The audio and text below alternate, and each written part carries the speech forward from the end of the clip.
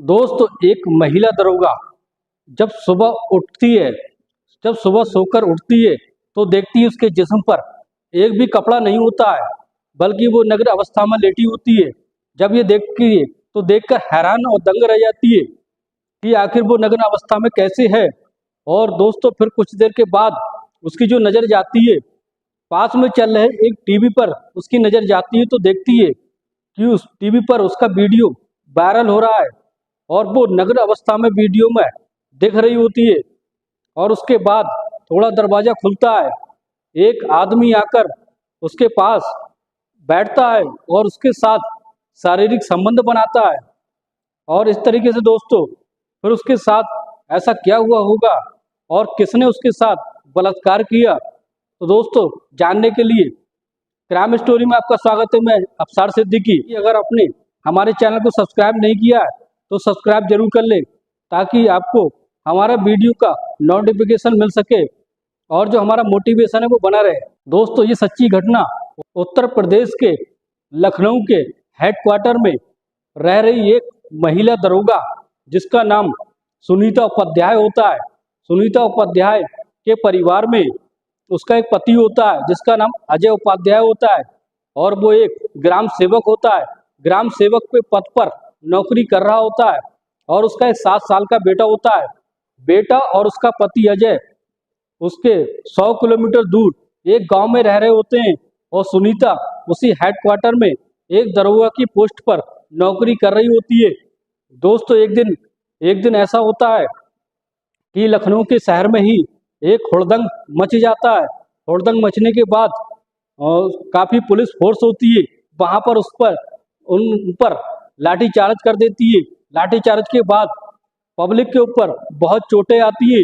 इसके बाद जब उनकी मीटिंग होती है, मीटिंग में जो आला अधिकारी होते हैं, आला अधिकारी सारे उन अधिकारियों को, उन पुलिस वाले को लाइन हाजिर करते हैं और उन पर चार्जशीट बिठाई जाती है। दोस्तों उसमें महिला दरोगा सुनीता भी शामिल होती है। सुनीता जब शामिल होती है तो सुनीता को अपनी नौकरी के जाने का डर सताने लगता है।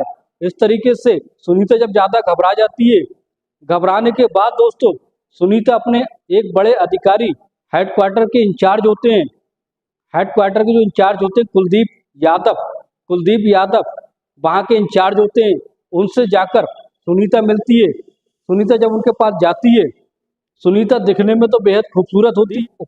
कुलदीप यादव से जाकर उनके घर पर मिलती है तो कुलदीप यादव बहुत नशे में होते हैं और वो शराब पी रहे होते हैं। तो दोस्तों जैसे ही वो सुनीता वहाँ पहुँचती है, सुनीता को बैठने के लिए कहते हैं और कुलदीप कहते हैं कि यहाँ कोई फॉर्मेलिटी नहीं है, यहाँ तुम बैठ सकती हो, यहाँ ऐसा कोई नियम नहीं है।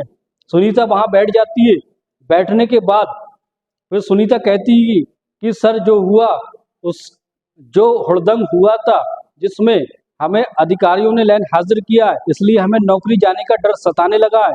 प्लीज आला अधिकारियों से बात कर लें जिससे मेरी नौकरी बच जाए।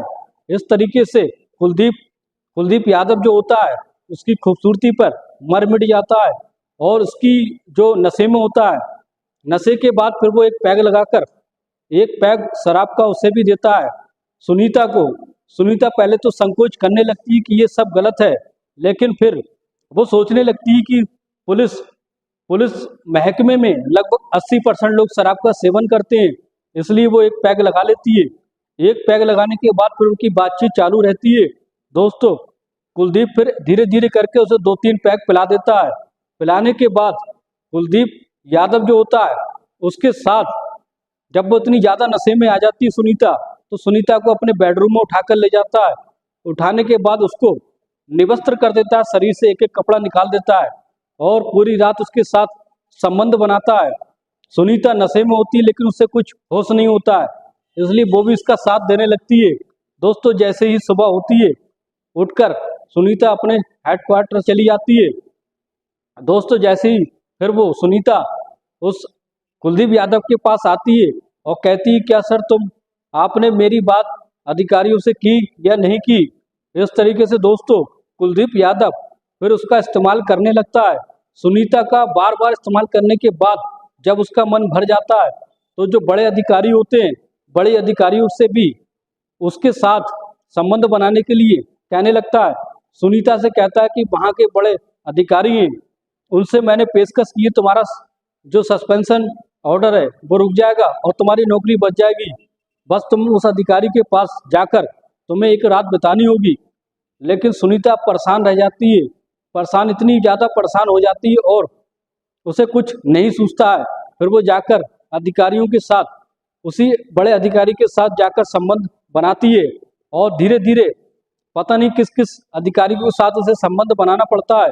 आप सुनीता इतनी ज़्यादा तंग आ जाती है दोस्तों। फिर इतना सब होने के बाद उसका सस्पेंशन ऑर्डर उसके घर पर पहुंच जाता है, उसके रूम पर, उसके घर पर पहुंच जाता है। सुनीता जब ये देखती तो बड़ा हैरान रह जाती है और शोर मचाने लगती है। जैसे ही सस्पेंशन ऑर्डर आता है, वो ऑर्डर ले जाकर वो कुलदीप यादव के मुंह पर जाकर रख देती है और कहती है कि सर, तुमने मेरे साथ इतना बड़ा अत्याचार किया, मेरे साथ बलात्कार किया और अधिकारियों के साथ भी संबंध बनाने के लिए कहा।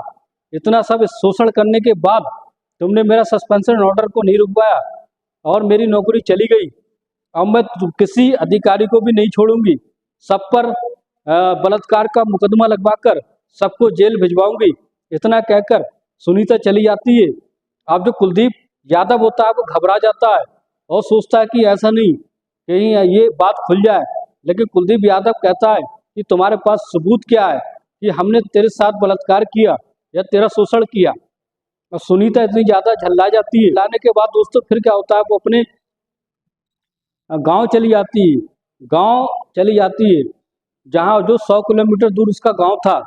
अब दोस्तों फिर क्या होता है, इसके बाद कुलदीप यादव जो होता है वो भी छुट्टी लेकर अपने गांव, अपने कानपुर चला जाता है। कानपुर देहात जब चला जाता है तो दोस्तों फिर उसके कुछ दिन के बाद, जब 2-4 दिन बीत जाते हैं, तो उसके बाद एक आदमी आकर उसी पुलिस हेडक्वार्टर में पूछता है, सुनीता मैम कहाँ है, सुनीता मैम कहाँ गई। तो वो पूछता है, वहाँ के पुलिस वाले पूछते हैं कि सर आप कौन और आपको सुनीता जी से क्या काम है। तो वो कहता है कि मैं उनका पति अजय उपाध्याय हूँ और पिछले कई दिन से सुनीता का कोई खबर नहीं है और ना ही सुनीता घर पर गई है। तो वो वहाँ के पुलिस वाले कहते हैं कि उसको सुनीता को सस्पेंशन हो गया है, उन्हें नौकरी से निकाल दिया है और वो तो अपने गांव पर चली गई है। अब इतनी बात सुनकर अजय जो होता है परेशान रह जाता है, कहता है कि मैं अपने घर से ही यहाँ पर आया हूँ उसको ढूंढते हुए, खोजते हुए, और आप कह रहे हैं कि वो घर चली गई। ऐसा नहीं हो सकता। अब वो पुलिस महकमे के सारे अधिकारी बड़े अचंभे में पड़ जाते हैं कि आखिर सुनीता गई कहाँ। अब इस तरीके से दोस्तों फिर उसकी छानबीन होने लगती है। फिर 2 दिन के बाद सुनीता की लाश जो मिलती है वो एक नहर के किनारे, नहर के पास में ही सुनीता की लाश मिलती है। लाश मिलने के बाद पुलिस जो होती है उसकी सारी छानबीन करने लगती है। पुलिस वाले सोचते हैं कहीं ये आत्महत्या का मामला हो सकता है।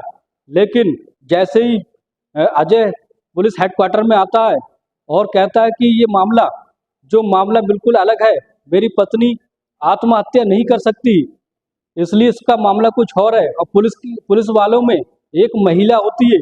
महिला अजय को अपने पास ले जाकर एक साइड में कहती है कि आपकी पत्नी का, सुनीता जी का, हो सकता है, मुझे शक है कि उनका मर्डर हुआ है, उन्होंने आत्महत्या नहीं की है, क्योंकि कुछ दिन पहले उनका एक झगड़ा कुलदीप यादव जो यहाँ के इंचार्ज है उनसे हुआ था सस्पेंशन ऑर्डर को लेकर। अब तो अजय जो होता है वो बड़े शक के दायरे में उसको ले लेता है और उसकी छानबीन करने लगता है और उसकी एफआईआर दर्ज करा देता है कुलदीप यादव के खिलाफ। जब मामले की छानबीन होने लगती है, एक और डिटेल निकालने लगती है कि सुनीता को कुछ दिन पहले एक पीसीयू से कॉल आया था और इस तरीके से कुलदीप यादव को लाकर कुलदीप यादव को पुलिस जो होती है थाने में ले आती है और थाने में लाकर उससे पूछताछ करने लगती है। जब वो उसको इतना ज़्यादा टॉर्चर करने लगते हैं कुलदीप यादव को पुलिस वाले कि वो टूट जाता है और कहता है कि हाँ, मैंने ही उस सुनीता की हत्या करवाई है, क्योंकि सुनीता प्रेग्नेंट हो गई थी, उसके पेट में बच्चा था और वो हम सबको फंसाने के लिए कह रही थी, इसलिए मैं छुट्टी लेकर गांव गया था। मैंने पीसीओ से कॉल करके सुनीता को अपने पास बुलाया था और बुलाने के बाद उससे कहा था कि सब कुछ ठीक हो जाएगा, और ले जाकर मैंने उसको नहर में फेंक दिया था, जिससे उसकी मौत हो गई थी। इस तरीके से दोस्तों पुलिस ने चार्जशीट बिठाई, और जब उसने गुनाह कबूल कर लिए तो कुलदीप यादव को फिर उसका मुकदमा दायर करके जेल भेज दिया जाता है दोस्तों। लेकिन अभी तक उसको संगीन धाराओं में मुकदमा दर्ज कर लिया गया, लेकिन अभी तक उसको कड़ी से कड़ी सजा नहीं मिल पाई है दोस्तों। और इस तरीके से उसका जो मुजरिम है कुलदीप यादव अभी भी जेल में है, लेकिन उसको जो सजा मिलना चाहिए दोस्तों वो अभी नहीं मिल पाई है। कैसी लगी दोस्तों सच्ची स्टोरी? अगर आपने हमारे चैनल को सब्सक्राइब नहीं किया तो सब्सक्राइब जरूर कर लें।